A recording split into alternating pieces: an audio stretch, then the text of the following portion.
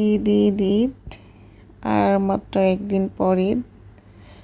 আর সবার স্বপ্ন বাড়ি যাচ্ছে, আর আমি শুধু জানালা দিয়ে তাকিয়ে তাকিয়ে দেখছি। স্বপ্ন সবার বাড়ি যাচ্ছে। আমার মতো আর কে কে এরকম আছেন অবশ্যই কমেন্ট করে জানাবেন। এই যে জানালা দিয়ে বসে বসে দেখতেছি সবাই বাড়ি যাচ্ছে, বাস, ট্রাক, যে যেভাবে পারে বাড়ি যেতেই হবে। আসলে আমাদের দেখা ছাড়া আর কোনো উপায় নাই। যাই হোক, কি আর করা।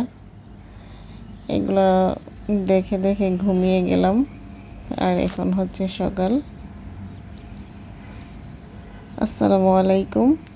Bangladeshi blogger Kamrun Nahar YouTube channel থেকে আপনাদের সবাইকে স্বাগতম। আর আমি কামরুন নাহার।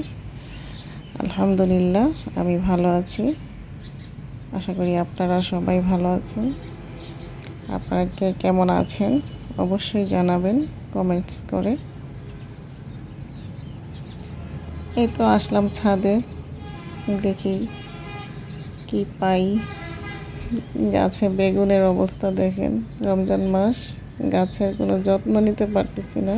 আসলে যত্ন না দিলেই রত্ন মিলে না, এটা সত্য।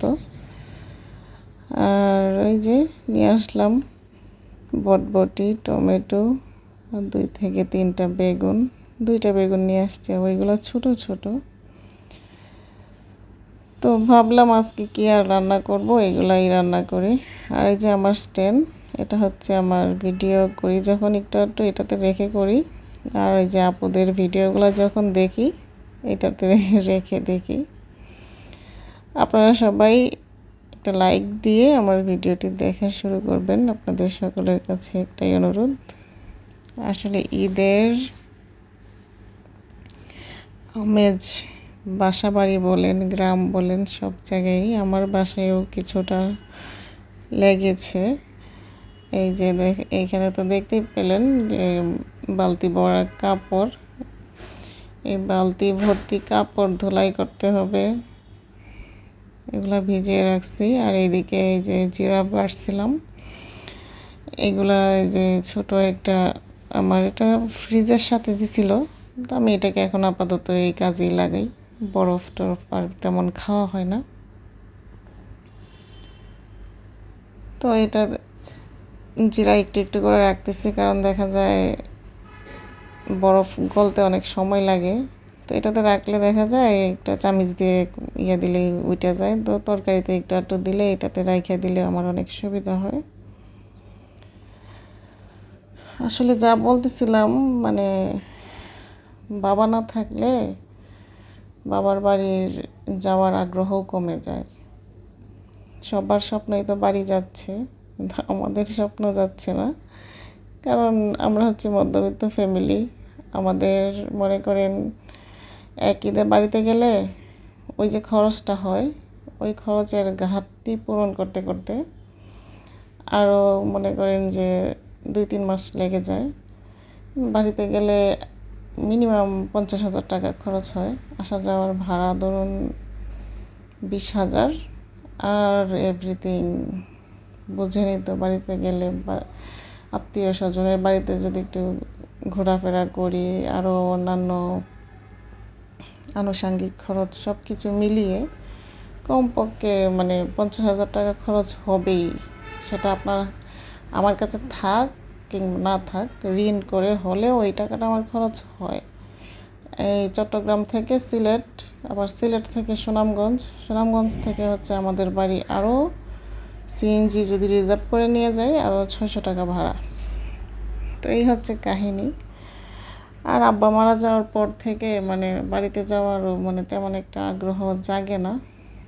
আম্মা বেঁচে আছেন, আম্মা, ভাইদের সংসার, ভাইয়ারা অনেক আমাদের টেক কেয়ার করেন, দেখাশোনা খোঁজখবর নেন। তারপর যার যার সংসারে তো একটা ঝামেলা আছে, তাই না?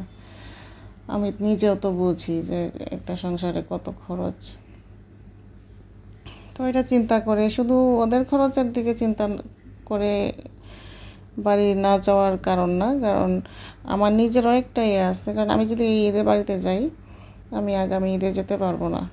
তো আমার ইচ্ছা যেহেতু কোরবানির ঈদটা সব, আর বেশিরভাগ দেখা যায় যে কোরবানির ঈদে সবাই আমাদের আত্মীয় স্বজন সবাই বাড়ি ঘরে আসে, তো ওই টাইমে গেলে সবার সাথে দেখা সাক্ষাৎটা হয়। তো আমি বেশিরভাগ সময়ই আমি কোরবানির ঈদে বাড়িতে যাই। আর আমার শ্বশুর শাশুড়ি নাই, ওনারা মারা গেছেন। আর ওনারা যদি বেঁচে থাকতেন তাহলে হয়তো বা চিন্তা করতাম যে মুরব্বীদেরকে ছাড়া কিভাবে ঈদ করব। এই হচ্ছে কাহিনী আমাদের মানে। আর যদি টাকার জোর থাকতো তাহলে অবশ্যই যাইতাম বাড়িতে, কারণ টাকা পয়সারও সমস্যা।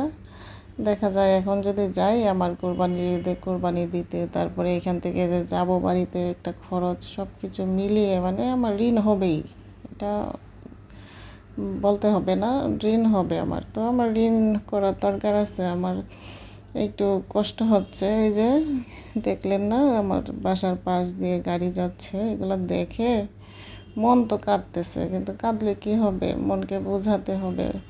এই যে আপনাদের সাথে বলতেছি কিন্তু বাচ্চাদেরকে বোঝাচ্ছি না, বোঝাচ্ছি যে এত কষ্ট করে কেন যাওয়া, কোরবানির ঈদ আছে সামনে যাব, কিন্তু মন ঠিকই চাইতেছে যাই, বাবা মা ভাই বোনের সাথে ঈদ করি।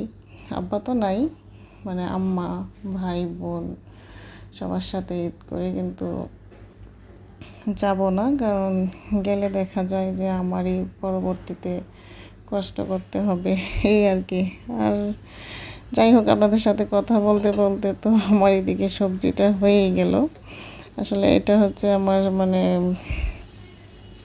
মোটামুটি ইফতার সেহরি দুইটাই, মানে ইফতারও করবো, একটু রেখে দেবো সেহরির টাইমের জন্য।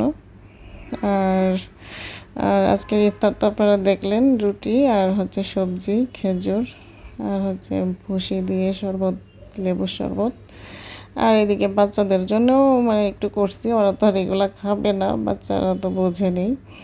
বাচ্চাদের জন্য এই গতকালকের ছিল, এগুলো একটু গরম করে নিচ্ছি ফ্রিজের থেকে বের করে, ওইগুলো ওদেরকে মাখিয়ে দিয়ে দিব, ওরা এগুলাই পছন্দ করে। ছোলা, তারপরে হচ্ছে একটু সালাদ করে নিচ্ছি, তারপরে বুন্দিয়া, এগুলো সব একসাথে বাচ্চাদেরকে দিয়ে দিব। তো যাই হোক, আপনারা জানাবেন আজকের ব্লগটি আপনাদের কাছে কেমন লাগছে। আর সবার বাবা মা দুনিয়াতে বেঁচে থাকুন, সুস্থ থাকুন, এই দোয়াই করি, কারণ যাদের বাবা নাই তারাই একমাত্র বোঝেন যে বাবা ছাড়া পৃথিবীতে কতটুকু মানে অসহায় লাগে। ভাই, আত্মীয় স্বজন যে যাই করুক, এই যে এখন বাড়িতে যাই নাই, আব্বা যদি বেঁচে থাকতেন না হয় দিনের মধ্যে 10 বার ফোন দিতেন যে নাতিদেরকে নিয়ে কেন যাচ্ছি না, কেন যাচ্ছি না। তো ভাইয়েরা ফোন করে, কিন্তু বাবার জায়গাটা তো কোনো দিন ভাইয়েরা পূরণ করতে পারবে না, তাই না? তো এই হচ্ছে বিষয়। আপনারা হয়তো অনেকেই ভাববেন যে কেন বাড়িতে যাচ্ছি না, কেন এখানে ঈদ করতেছে, সবাই বাড়িতে যাচ্ছে, বাড়ি যাওয়ার সব কিছু শেয়ার করতেছেন, কিন্তু আমি করি নাই, কারণ আমাদের এই তো বললাম আপনার সাথে যা প্রবলেম, এই হচ্ছে ব্যাপার। তো আজকের মতো আমি ভিডিওটি এখানেই শেষ করব, কারণ বেশি লম্বা করব না।